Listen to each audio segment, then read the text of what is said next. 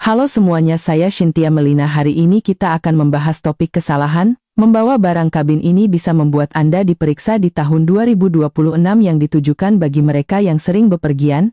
Dengan 15 tahun pengalaman saya, mari kita selami apa saja yang perlu Anda ketahui. Koper pintar yang sudah bertahun-tahun Anda gunakan tiba-tiba menjadi ilegal dalam semalam. Seorang wanita berusia 68 tahun dari Surabaya tiba di pos pemeriksaan keamanan dengan tas yang sama yang telah ia terbangkan belasan kali. Petugas keamanan bandara memintanya untuk melepas baterai. Dia tidak bisa. Itu memerlukan obeng. Mereka memberinya dua pilihan, meninggalkan koper seharga 5 juta atau ketinggalan penerbangan untuk mengunjungi cucunya. Dia meninggalkan tas di pos pemeriksaan. Koper yang sama, bandara yang sama. Aturan yang sama sekali berbeda. Di Februari 2026, petugas keamanan bandara dan maskapai meluncurkan 20 kebijakan penegakan baru tanpa peringatan dan dirancang untuk mengejutkan Anda. Kebingungan adalah strateginya. Setelah melacak mantan supervisor keamanan bandara dan menganalisis lebih dari 300 keluhan pelancong dari 60 hari terakhir, saya telah menemukan persis apa yang berubah. Mengapa para lansia paling sering terkena dampaknya dan item spesifik yang membuat orang ditahan, didenda, atau dipaksa untuk meninggalkan barang bawaan. Dalam episode hari ini saya akan menguraikan ke-20 kesalahan tersebut, dan nomor 14 saja telah merugikan pelancong lebih dari 30 miliar rupiah dalam sebulan terakhir. Nomor 20, koper pintar dengan baterai tertutup. Dengar, koper berteknologi tinggi dengan pengisi daya bawaan itu baru saja menjadi musuh terburuk Anda. Petugas keamanan bandara sekarang mewajibkan baterai untuk dilepas dengan tangan dalam waktu kurang dari 5 detik, tanpa alat, tanpa obeng, tanpa membuka kompartemen tersembunyi. Jika Anda tidak dapat menunjukkan pelepasan instan, tas tidak boleh terbang. Seorang pensiunan guru dari Bandung menggunakan tas pintarnya 6 kali tanpa masalah. Dia tiba di keamanan bandara di Jakarta pada bulan Januari dengan 20 menit sebelum waktu boarding. Petugas meminta pelepasan baterai. Dia membutuhkan obeng kecil untuk 2 skrup. Jika Anda tidak bisa melepasnya dengan tangan, tasnya tetap di sini. Dia harus memilih, ketinggalan pernikahan putrinya atau meninggalkan barang bawaan senilai 5 juta. Dia meninggalkannya di pos pemeriksaan dan naik hanya dengan tas tangannya. Mengapa? Karena otoritas penerbangan sipil telah melarang baterai litium yang tidak dapat dilepas pada tahun 2018 untuk keselamatan kebakaran, tetapi penegakannya hanya lelucon. Februari mengubah itu. Pemindai CT baru mendeteksi kepadatan baterai secara instan, dan setiap tas pintar akan ditandai. Inilah yang Anda lakukan. Cari tas berlabel baterai yang dapat dilepas yang disetujui petugas keamanan bandara dengan kait sederhana. Uji pelepasan sendiri di rumah. Jika butuh lebih dari 5 detik, jangan terbang dengannya. Jaga baterai tetap terisi hingga 50%, karena petugas terkadang meminta Anda untuk menyalakannya sebagai bukti. Aturan praktis. Jika Anda memerlukan alat apapun untuk melepas baterai itu dilarang. Nomor 19, perangkat litium yang dikemas dalam bagasi terdaftar. Sikat gigi listrik Anda baru saja menjadi ancaman keamanan. Perangkat apapun dengan baterai litium-ion harus masuk ke bagasi kabin, jangan pernah di bagasi terdaftar. Laptop, tablet, kamera, sikat gigi listrik, speaker, portable power bank, headphone, nirkabel, alat cukur listrik, dan apapun yang dapat diisi ulang. Seorang pria berusia 72 tahun dari Makassar memeriksa tasnya dengan alat cukur listrik di dalamnya. Dia sudah di gerbang ketika petugas keamanan bandara memanggilnya melalui intercom 3 kali, tasnya ada di kargo.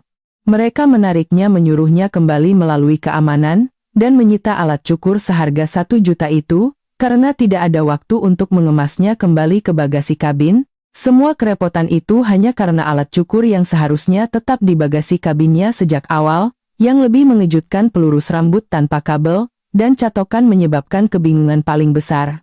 Alat penata rambut bertenaga baterai atau gas hanya boleh terbang di bagasi kabin, tidak pernah di bagasi terdaftar.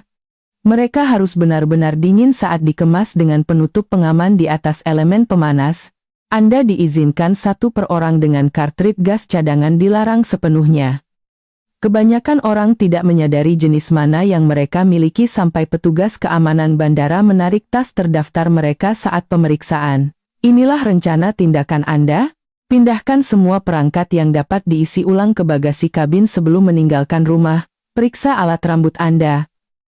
Jika tanpa kabel itu hanya boleh di bagasi kabin, biarkan alat penata rambut mendingin selama 30 menit sebelum mengemasnya. Kiat Pro ambil foto bagasi kabin Anda yang sudah dikemas sehingga Anda ingat apa yang ada di dalamnya untuk perjalanan pulang.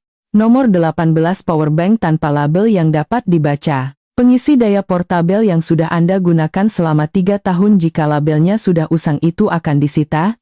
Powerbank Anda harus menampilkan peringkat watt-hour dengan jelas pada perangkat itu sendiri. Jika labelnya terhapus tercetak terlalu kecil atau tidak terbaca petugas keamanan bandara akan segera mengambilnya. Memicingkan mata tidak dianggap sebagai verifikasi, begitu juga dengan menunjukkan foto di ponsel Anda. Powerbank di bawah 100 watt-hour boleh terbang tanpa pertanyaan. Antara 100 dan 160 memerlukan persetujuan maskapai terlebih dahulu, di atas 160 dilarang sepenuhnya. Seorang pelancong bisnis dari Jakarta memiliki pengisi daya berkapasitas tinggi yang telah ia gunakan dalam 40 penerbangan.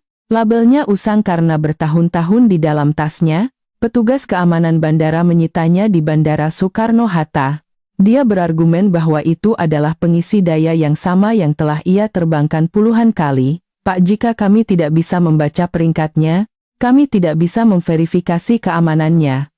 Dia kehilangan pengisi daya senilai 1,5 juta karena labelnya pudar. Inilah yang Anda lakukan. Periksa powerbank Anda sekarang. Bisakah Anda membaca peringkat watt-hour dengan jelas jika pudar, atau tidak terbaca? Beli yang baru sebelum perjalanan Anda. Kebanyakan pengisi daya ponsel adalah 20.000 mAh, sekitar 74 watt-hour, jauh di bawah batas. Frasa ajaib jika petugas keamanan bandara mempertanyakan powerbank Anda, katakan bahwa itu berlabel jelas 74 watt-hour, jauh di bawah batas 100. Nomor 17, datang tanpa Real ID. Batas waktu 7 Mei 2025 benar-benar terjadi. Jika Anda tidak memiliki Real ID, Anda akan membayar 600.000 hanya untuk melewati keamanan bandara. Lisensi Real ID Compliant memiliki bintang di sudut kanan atas. Tidak ada bintang, Anda membayar. Sepasang suami istri berusia 70 tahun dari Medan tiba di keamanan bandara tanpa Real ID. Petugas keamanan bandara menjelaskan biaya 600.000 per orang, itu 1,2 juta total. Mereka berdiri di sana dengan 100 orang di belakang mereka, dan penerbangan mereka akan boarding dalam 50 menit. Pilihan mereka membayar 1,2 juta atau tidak terbang. Tidak ada pilihan ketiga, tidak ada masa tenggang. Biaya itu juga tidak membuat Anda melewati lebih cepat. Prosesnya melibatkan menjawab pertanyaan keamanan, memberikan informasi tambahan, dan diverifikasi melalui database sambil menunggu. Itu membutuhkan waktu lebih lama dari pemeriksaan normal. Jadi Anda menahan antrean, merepotkan semua orang, dan membayar 1,2 juta untuk penundaan yang diperpanjang itu. Inilah yang Anda lakukan. Periksa lisensi Anda sekarang untuk bintang di sudut kanan atas. Jika lisensi Anda akan segera kedaluarsa, perbarui dan dapatkan Real ID sekarang. Alternatifnya adalah membawa paspor Anda untuk penerbangan domestik. Langkah orang dalam.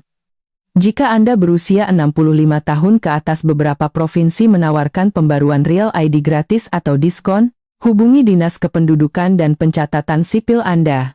Nomor 16 tas berukuran lebih dari 22,1, 14 dan 9 inci. Standar adalah 22 x 14,9 inci termasuk roda pegangan bumper, sudut kantong yang menonjol, tali eksternal dan segala sesuatu yang lain. Maskapai memasang pemindai digital dengan sensor yang mengukur hingga milimeter. Pengukur logam lama hanyalah hiasan. Pemindai baru ini mendeteksi kelebihan milimeter. Seorang wanita berusia 66 tahun dari Jakarta terbang ke Bali dengan tas yang telah ia miliki selama 8 tahun, menggunakannya 20 kali di rute yang sama persis. Dia tiba di gerbang pada bulan Januari, dan petugas menyuruhnya memasukkannya ke dalam alat pengukur. Itu tidak muat. Roda membuatnya setengah inci terlalu tinggi. Dia harus memeriksanya di gerbang dan membayar 500.000. Tas yang sama, maskapai yang sama, rute yang sama. Tiba-tiba tidak sesuai karena mereka benar-benar mengukur daripada hanya melihat-lihat. Bagasi berkualitas yang dibeli bertahun-tahun lalu sekarang gagal, karena produsen hanya mengukur badan utama, mengabaikan roda dan pegangan. Tas beroda dengan roda tebal, dan pegangan teleskopik dapat menambah 2 hingga 3 inci pada total ukuran, inilah yang Anda lakukan. Uji di rumah sebelum perjalanan Anda, geser tas Anda yang sudah penuh melalui ambang pintu yang sempit. Jika memerlukan tenaga memutar, atau mendorong harapkan masalah di gerbang, ukur tas Anda termasuk roda, dan pegangan. Aturan praktis jika tas Anda hampir tidak muat di bagasi mobil Anda kemungkinan terlalu besar untuk bagasi kabin. Nomor 15 batas berat bagasi kabin berlebih. Batas berat adalah 17 hingga 22 pon sekitar 7 hingga 10 kg, untuk sebagian besar maskapai, terutama penerbangan internasional. Maskapai sekarang benar-benar menimbang tas di kios tempat penyerahan bagasi dan gerbang. Penimbangan publik terjadi saat kelompok boarding menonton. Seorang pensiunan perawat dari Medan menimbang tasnya di gerbang, beratnya 24 pon sekitar 9 kg 2 pon sekitar 0,9 kg lebih dari batas. Petugas menyuruhnya membuka tasnya di lantai gerbang, dan mengeluarkan barang-barang sementara 50 orang menonton. Dia mengeluarkan sepatu memasukkannya ke dalam kantong plastik dan menutup semuanya kembali sementara zona boardingnya dipanggil. Ini terjadi secara rutin sekarang. Proses ini dirancang untuk cukup tidak nyaman sehingga kebanyakan orang hanya membayar biaya daripada berurusan dengan pengemasan ulang di depan umum. Sebuah laptop beratnya 3 hingga 5 pon sekitar 14 hingga 23 kg sendiri, tambahkan sepasang sepatu perlengkapan mandi jaket, mungkin buku dan Anda sudah mendekati batas sebelum mengemas pakaian sebenarnya. Inilah yang Anda lakukan. Timbang tas Anda yang sudah dikemas di rumah dengan timbangan kamar mandi, jaga agar beratnya di bawah 20 pon sekitar 9 kg untuk memiliki penyangga, kenakan sepatu dan jaket terberat Anda di pesawat. Kiat pro maskapai Eropa dan Asia sangat ketat. Penerbangan transit melalui Frankfurt atau Amsterdam berarti tas ditimbang di gerbang tanpa waktu untuk mengemas ulang. Itu mencakup bagasi kabin utama Anda. Nomor 14 barang pribadi lebih dari 18/14/8 inci. Barang pribadi harus muat sepenuhnya di bawah kursi di depan Anda. Tidak ada bagian yang menonjol, tidak ada tali di lorong, tidak ada tonjolan ke atas yang terlihat. Standar baru adalah 18/14/8 inci, yang lebih kecil dari banyak dompet, tas, laptop dan ransel yang dijual sebagai barang pribadi pesawat. Pelacakan digital di gerbang menghitung barang Anda secara otomatis. Saat Anda memindai boarding pass, sistem mencatat berapa banyak tas yang Anda bawa. Petugas memiliki tablet yang menunjukkan dengan tepat berapa banyak barang yang dimiliki setiap penumpang. Seorang wanita berusia 63 tahun di Bandara Soekarno-Hatta memiliki tas beroda, dompet dan tas belanjaan toko buku dengan 1 buku dan botol air, total 3 barang. Petugas menghentikannya. Bu, Anda perlu mengkonsolidasikan menjadi 2 barang. Dia menjelaskan tas belanjaan hampir tidak ada isinya. Itu tidak masalah. Sistem menandai 3 barang, dia memasukkannya ke dalam dompetnya, yang hampir tidak bisa ditutup dan kemudian, dia bisa naik pesawat. Inilah yang Anda lakukan. Konsolidasikan sebelum mencapai gerbang. Masukkan pembelian ke dalam barang pribadi Anda. Pilih barang pribadi yang kendur dan dapat dikompresi bukan kaku. Kenakan jaket Anda daripada membawanya. Frasa ajaib. Jika ditanya katakan ini adalah satu barang pribadi saya yang muat di bawah kursi. Nomor 13 cairan yang dikemas jauh di dalam tas. Aturan 3,1,1 masih berlaku. Wadah 3/4 ons sekitar 100 ml, atau lebih kecil semuanya dalam satu kantong bening ukuran kuarts, 1 kantong per penumpang. Yang berubah adalah beberapa bandara memasang pemindai CT, yang memungkinkan Anda meninggalkan cairan yang dikemas, tetapi hanya bandara tertentu, dan hanya di jalur tertentu. Anda terbang dari Jakarta di mana pemindai, baru memungkinkan Anda melewati dengan cairan yang dikemas jauh di dalam tas. Kemudian Anda transit melalui bandara regional, dengan peralatan lama yang memerlukan kepatuhan 3,1,1 penuh. Anda mengemas cairan di bagian bawah 3 hari yang lalu karena keberangkatan tidak memerlukan akses. Sekarang Anda harus membongkar semuanya sementara petugas keamanan bandara dan 50 orang menunggu. Seorang wanita berusia 69 tahun dari Denpasar transit melalui Yogyakarta. Dia harus membongkar seluruh tasnya di keamanan. untuk menemukan kantong cairannya terkubur di bawah pakaian. Butuh 4 menit sementara antrean memanjang. Inilah yang Anda lakukan. Kemas cairan di kantong eksterior yang mudah diakses setiap saat. Tidak dapat dinegosiasikan. Barang umum dihitung sebagai cairan, selai kacang, krim cheese, humus, yogurt, lotion kental, aerosol. Jika Anda bisa memompa, mengoleskan atau menuangkannya, itu adalah cairan. Aturan praktis jika menyebar seperti gel, petugas keamanan bandara memperlakukannya seperti gel. Nomor 12, cairan medis yang tidak dideklarasikan di keamanan. Insulin inhaler dan resep cairan dikecualikan dari batas 3-4 ons sekitar 100 ml, tetapi Anda harus mendeklarasikannya sebelum tas Anda melewati pemindai. Jangan hanya mengemasnya dan berasumsi mereka akan lewat secara otomatis. Seorang pelancong diabetes dari Medan mengemas insulin di bagasi kabinnya tanpa mendeklarasikannya. Petugas keamanan bandara menarik tasnya untuk diperiksa yang memakan waktu 15 menit. Dia hampir ketinggalan penerbangannya karena tidak mengikuti proses deklarasi. Beritahu petugas keamanan bandara di awal bahwa Anda membawa cairan medis. Mereka akan memeriksa tas Anda secara terpisah. Ini membutuhkan waktu ekstra tetapi mencegah penyitaan. Inilah yang Anda lakukan. Deklarasikan cairan medis sebelum tas Anda masuk ke pemindai. Jaga label resep tetap menempel pada botol jika memungkinkan. Ini menghilangkan pertanyaan. Jika membawa pil atau suntikan dalam jumlah besar, bawalah surat dokter. Kiat pro pengecualian memang ada, tetapi hanya jika Anda mengikuti prosesnya dengan benar. Baiklah, saya perlu berhenti sebentar di sini. Jika Anda merasa ini berharga, tolong bantu saya dengan cepat. Tekan tombol suka sekarang juga. Ini membantu pelancong lain menemukan rahasia-rahasia ini. Dan berlangganan agar Anda tidak pernah melewatkan tips perjalanan rahasia saya. Oke, ini adalah beberapa yang terakhir yang mengejutkan bahkan pelancong berpengalaman. Nomor 11, mengenakan sabuk dan pakaian rumit. Petugas keamanan bandara mewajibkan pelepasan sabuk. Jika celana Anda bergantung pada sabuk, Anda akan kesulitan di keamanan. Seorang pria berusia 71 tahun dari Jakarta mengenakan celana formal dengan sabuk. Dia melepasnya di keamanan dan celananya mulai melorot. Dia harus menahannya dengan satu tangan sambil mengumpulkan barang-barangnya dengan tangan yang lain.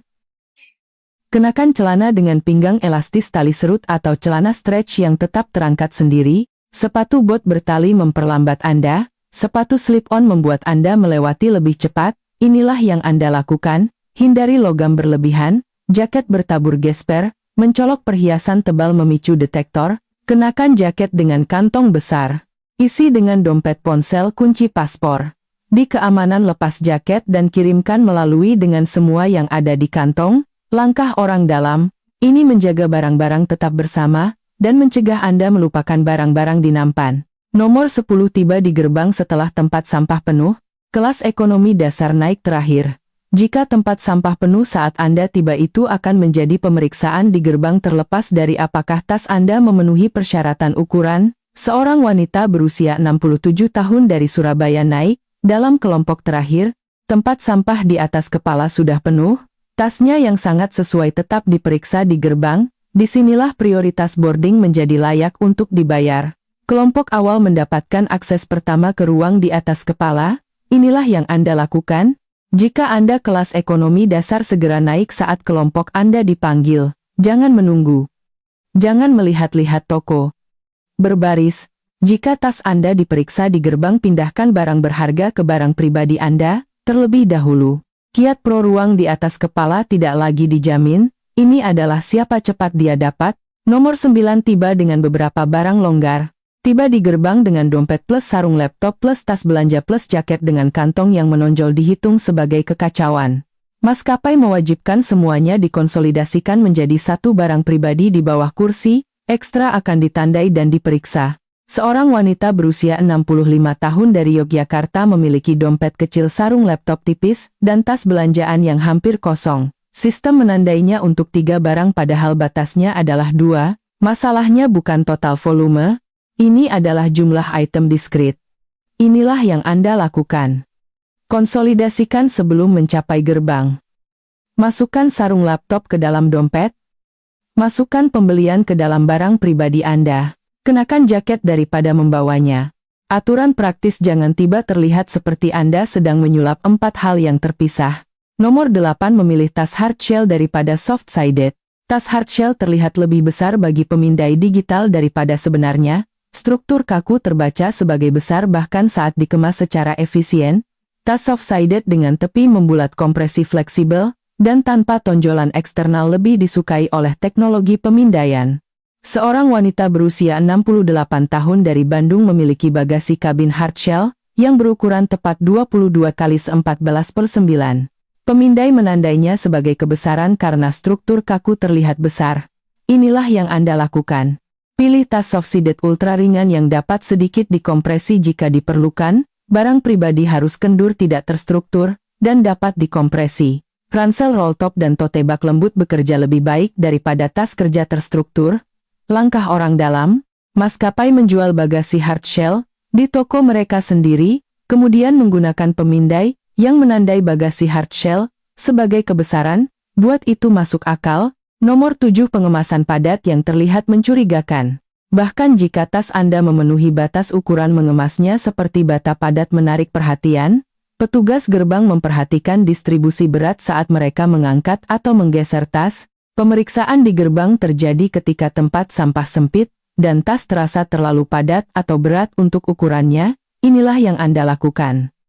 Kemas dengan sedikit ruang bukan kompresi maksimum, sisakan sedikit ruang, dan gunakan kantong pengemas untuk mengatur. Tas yang terasa dikemas dengan wajar melewati pemeriksaan lebih mudah. Kiat Pro jangan mengompresi semuanya hingga batas absolute resleting. Nomor 6 berjalan ke gerbang terlihat gugup. Sistem digital melacak perilaku penumpang. Cara Anda membawa tas itu penting. Menggenggam ragu-ragu berhenti di podium melihat ke bawah terus-menerus dan menyulap barang memicu pengawasan tambahan.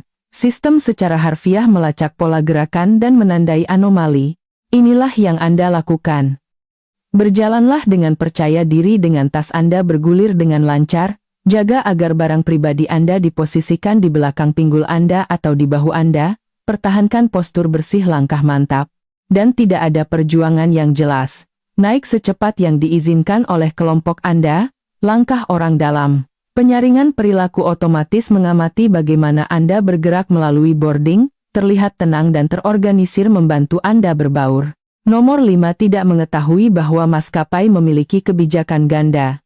Maskapai memiliki 2 set aturan sekarang, kebijakan publik yang diposting di situs web, dan kebijakan penegakan aktual yang diikuti oleh petugas gerbang, apa yang secara teknis diizinkan, dan apa yang sebenarnya diizinkan oleh petugas tidak selalu cocok. Situs web mengatakan 22.0/14x9 dan tas Anda berukuran persis seperti itu, tetapi petugas masih menandainya karena terlalu penuh atau bentuknya salah. Dimensi yang dipublikasikan adalah maksimum, tetapi petugas gerbang memiliki kebijaksanaan untuk menolak tas yang secara teknis mematuhi jika terlihat bermasalah. Inilah yang Anda lakukan. Kemas lebih konservatif daripada mendorong batas. Pahami bahwa kepatuhan tidak menjamin penerimaan. Buat petugas tidak mungkin menemukan alasan untuk menandai Anda. Nomor 4 mengemas barang yang akan Anda gunakan kurang dari 3 kali. Hanya kemas barang yang akan Anda gunakan setidaknya 3 kali selama perjalanan Anda. Ini adalah tes 3 kali. Kebanyakan orang mengemas untuk situasi hipotetis yang tidak pernah terjadi. Sepatu formal ekstra itu untuk berjaga-jaga. Buku yang mungkin Anda baca, jaket untuk cuaca yang tidak mungkin terjadi. Semua itu menambah berat. Inilah yang Anda lakukan. Jadilah kejam. Jika Anda tidak yakin apakah Anda akan membutuhkan sesuatu, kemungkinan besar Anda tidak akan membutuhkannya. Aturan tunggal ini memecahkan sebagian besar masalah batas berat sebelum Anda menutup tas. Aturan praktis jika Anda tidak akan menggunakannya 3 kali, jangan kemas. Nomor 3 lupa menghapus tag bagasi lama. Barcode lama membingungkan pemindai otomatis dan dapat salah rute tas. Seorang wanita berusia 70 tahun dari Jakarta memiliki tasnya dikirim ke Medan padahal dia terbang ke Bali karena pemindai membaca tag lama dan mengesampingkan rute saat ini. Inilah yang Anda lakukan. Periksa pegangan bagian bawah dan semua kantong eksterior. Hapus semuanya kecuali tag penerbangan Anda saat ini sebelum meninggalkan rumah. Ini membutuhkan 2 menit dan menghemat sakit kepala yang besar. Nomor 2 tiba di gerbang Eropa tanpa mengetahui batas 7 kg. Banyak maskapai Eropa membatasi bagasi kabin pada 7 kg sekitar 15 pon, sebuah laptop saja beratnya 3 hingga 5 pon sekitar 1,4 hingga 2,3 kg, tas ditimbang di gerbang di Frankfurt, Amsterdam, Paris, dan London tanpa peringatan saat check-in. Timbangan muncul tepat sebelum boarding tanpa waktu untuk mengemas ulang. Anda membayar atau tidak terbang? Penerbangan codeshare menambah kompleksitas. Anda memesan maskapai A tetapi maskapai B mengoperasikan pesawat, yang berarti Anda tunduk pada siapapun yang benar-benar terbang di rute tersebut. Inilah yang Anda lakukan. Selalu periksa maskapai mana yang mengoperasikan penerbangan Anda, bukan hanya siapa yang Anda pesan. Verifikasi aturan bagasi spesifik maskapai tersebut. Ini penting terutama pada rute internasional di mana standar berat sangat bervariasi. Nomor 1. Tidak mengetahui taktik menghindari biaya saat ditandai. Jika tas Anda ditandai, tetap tenang dan ketahui pilihan Anda. Dengan sopan tanyakan bisakah Anda menunjukkan alat pengukur resmi. Seringkali, tidak ada satupun di dekatnya yang berarti mereka tidak dapat menagih Anda tanpa bukti pengukuran. Jika mereka mengukur dan Anda sedikit kelebihan, tawarkan untuk melepas satu lapisan atau meratakan kantong eksternal dalam 5 detik. Mereka biasanya harus mengizinkan perbaikan cepat daripada menahan boarding. Untuk tiket internasional atau premium, ingatkan petugas tentang jatah bagasi terdaftar gratis Anda. Banyak penumpang tidak menyadari tiket mereka termasuk bagasi terdaftar gratis. Seorang wanita berusia 73 tahun dari Jakarta akan membayar biaya pemeriksaan di gerbang sebesar 500.000. Dia bertanya tentang kebijakan bagasi tiketnya. Ternyata tiket ekonomi premiumnya termasuk satu bagasi terdaftar gratis. Petugas membatalkan biaya. Inilah yang Anda lakukan. Periksa kebijakan bagasi Anda sebelum terbang. Ada di konfirmasi pemesanan Anda. Mengetahui hak Anda dan berbicara dengan tenang dapat menghemat 500.000 hingga 1,5 juta dalam biaya. Maskapai mendapat untung ketika tas sedikit salah. Kebingungan ini agak disengaja. Frasa ajaib tiket saya termasuk satu bagasi terdaftar gratis, bisakah kita menggunakan itu daripada menagih biaya pemeriksaan di gerbang? Sekarang mengetahui 20 kesalahan bagasi kabin ini tidak akan berarti jika sepatu Anda membuat Anda terjebak di keamanan atau menyebabkan keadaan darurat medis di tengah penerbangan. Di video saya berikutnya di kanal Wisata Aman Terbang saya akan membeberkan 5 sepatu yang tidak boleh Anda kenakan di pesawat, dan apa yang sebenarnya direkomendasikan oleh pramugari. Seorang pensiunan guru dari Surabaya beralih ke alas kaki yang tepat dan menghindari pembekuan darah yang bisa mengancam jiwa. Jadi tonton video 5 sepatu yang tidak boleh Anda kenakan di pesawat peringatan pramugari. Selanjutnya, ada di sini, dan jangan biarkan sepatu yang salah mengubah perjalanan Anda menjadi keadaan darurat medis. Sampai jumpa di sana.